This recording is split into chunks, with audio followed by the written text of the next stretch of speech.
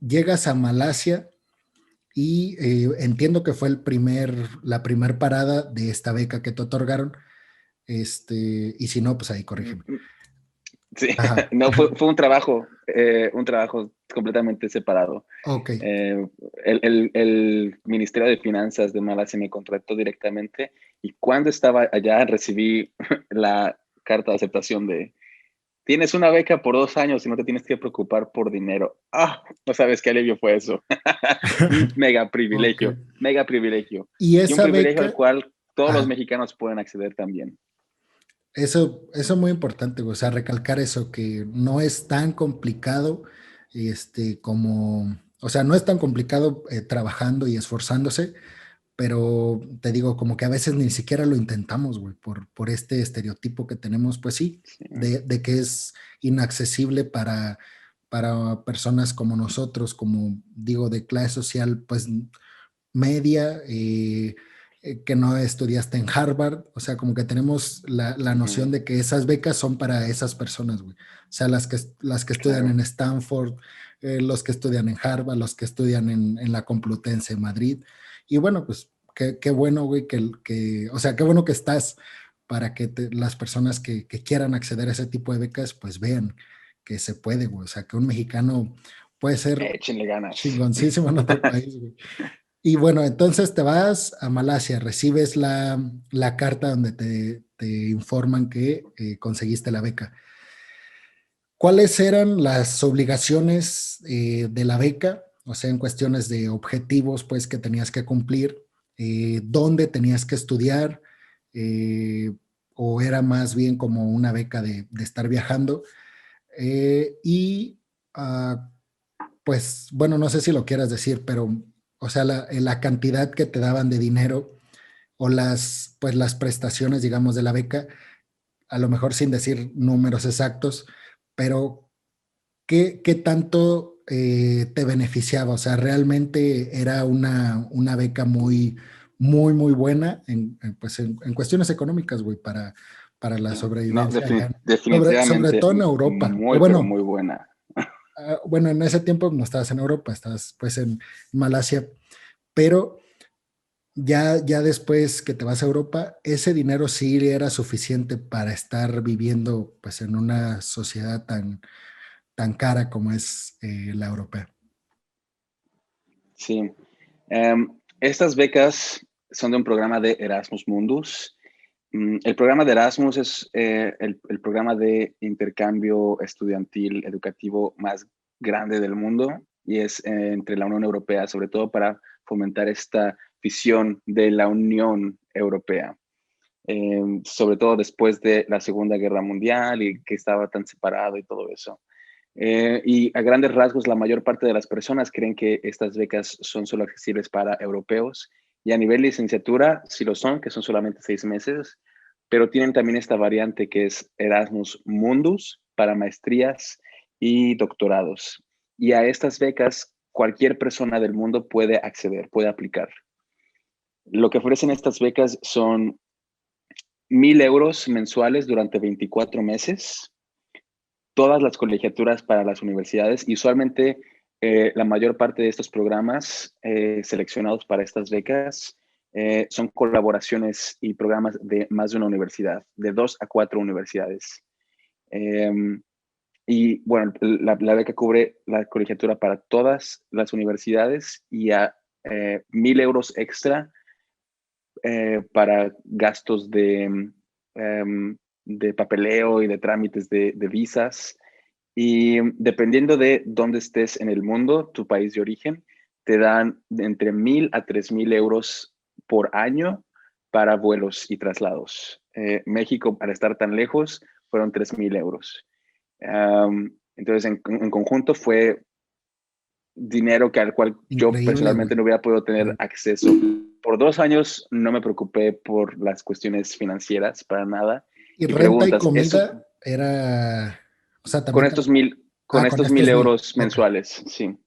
Entonces preguntas, ¿sí da o no? Y bueno, depende de qué estilo de vida quieras tener. Estuve en 3 países diferentes con 3 niveles económicos muy distintos. Austria, que es el medianito, Polonia, muy barato. Dinamarca, muy caro. La respuesta ¿En qué corta es ciudades? sí. En Austria fue en un pueblo que se llama Krems an der Donau y en Viena.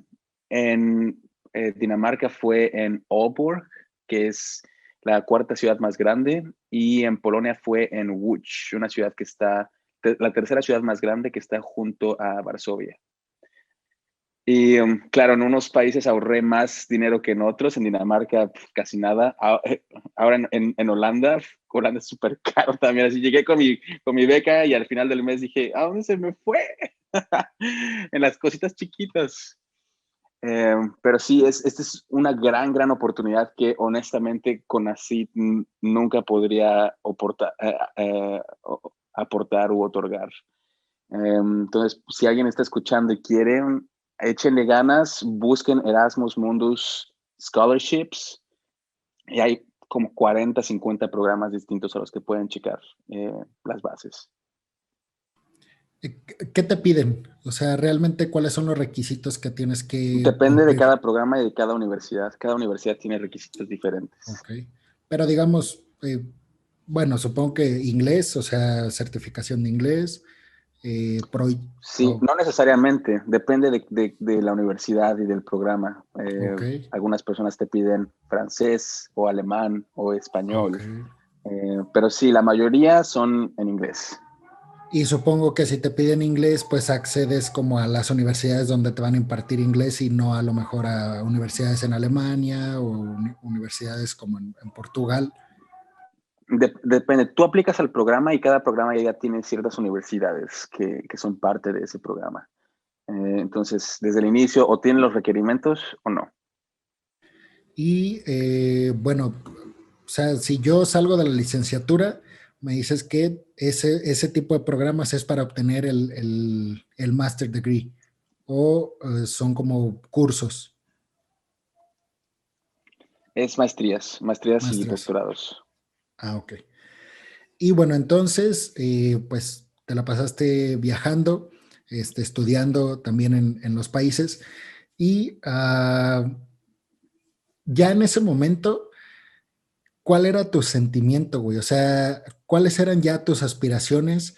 Y haciendo retrospectiva, que supongo lo hacías, o sea, cómo te sentías en ese entonces, güey? O sea, decías, ok, ya estoy como en las grandes ligas y puedo como acceder a cosas muy importantes, o todavía eras como más precavido en esas, a lo mejor, pues, no aspiraciones, pero sí metas. O sea, como ¿cuál era tu manera de ver y entender el mundo en aquel entonces, güey? Cuando ya terminas tu maestría, te digo, ¿cuáles eran como las aspiraciones que tenías en ese entonces? Claro. ¿Nunca pensaste en regresar a México?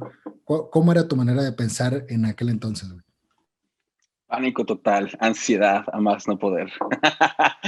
uh, de cierta manera, desde que me enteré en mi adolescencia sobre las leyes de trabajo en México, yo dije, no quiero trabajar aquí en México, no quiero tener vacaciones solo hasta que termine mi primer año, no quiero, no quiero salir de ciencias de la comunicación buscando un trabajo con el minimum wage. Entonces, eso lo tenía claro, quería buscar alternativas y si en dado caso tendría que regresar a México a trabajar, al tener esta experiencia en el extranjero, en multinacionales, con grandes compañías y grandes experiencias, digo, bueno, tal vez pudiera llegar a una chamba en México que tuviera condiciones más humanas.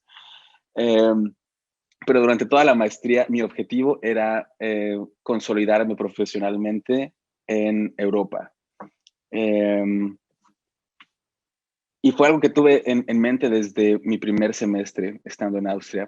¿Cómo puedo usar este programa, este tiempo y estas oportunidades de cierta manera que vayan sumando y me permitan cierta libertad en mi último semestre para concentrarme casi al 100 a buscar trabajo?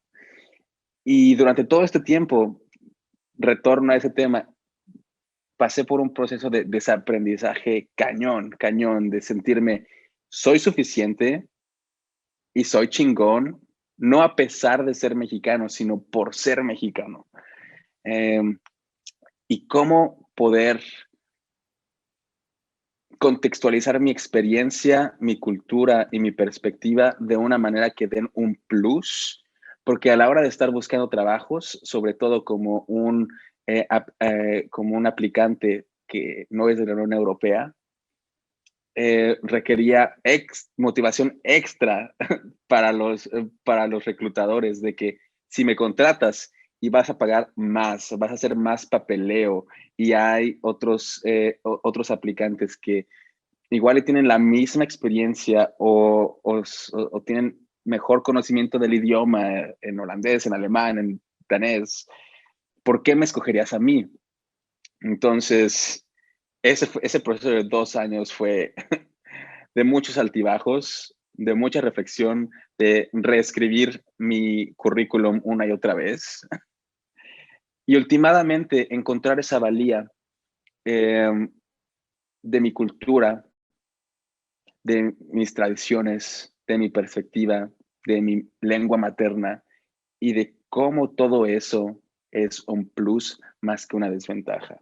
Y saberlo vender como tal, saberlo vender, quitarme este